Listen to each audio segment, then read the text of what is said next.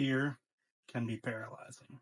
I found out that I was afraid of heights when I was around 19, and I was a cable guy. Cable guy! Found myself on the top of a 28-foot ladder, very close to the pole, and there were cars speeding past, and I realized just how fearful of heights that I was. A couple years later, I ended up deciding that I was going to become a firefighter. Our very first night of Fire Academy, there were 36 people that we didn't know.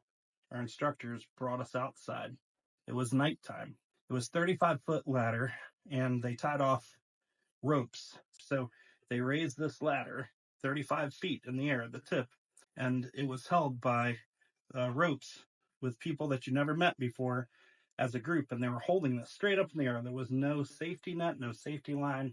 Our first task in Fire Academy was to go up to that ladder, climb up one side, stick our foot over the other side, and then our whole body, and climb down the other side of the ladder.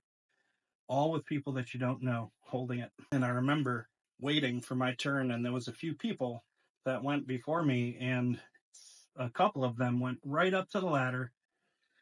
They sat there for a good minute, and they just threw up their arms and they walked out of the Fire Academy grounds. And I believe we lost 5 or 6 people that night just because they didn't even attempt this. Now, again, this is scary. I got a fear of heights. What I had to do is I knew that my end goal was wanting to become a firefighter. And the greater good was for me to get up to that ladder and think about nothing else but that first step, the second step, the third step, till I'm at the very top of that ladder. And I'm at the top of that ladder, and I am just trying to keep my focus really narrow so that I'm not paying attention to being so high, to having these people hold this ladder. And I remember just holding on for dear life to the tip of that ladder for the very top rung, putting my foot over that ladder, then putting the whole body over it, making sure I don't lose grip so I don't fall off. There's no safety net, no safety line. We're 35 feet up in the air, swaying a little bit because holding it with ropes just isn't perfectly steady. And then I remember climbing down the other side, and the completion was amazing. To be able to complete that is huge, and it doesn't make it easier the next time. It really doesn't.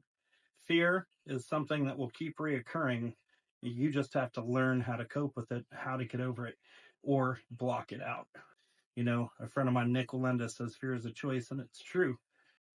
There's many things to be afraid of, but you got to take that first step, and you got to keep taking steps until you're through it. God doesn't call us into the storm. He calls us through it. Have faith. Step out. Step again. You'll reach the end.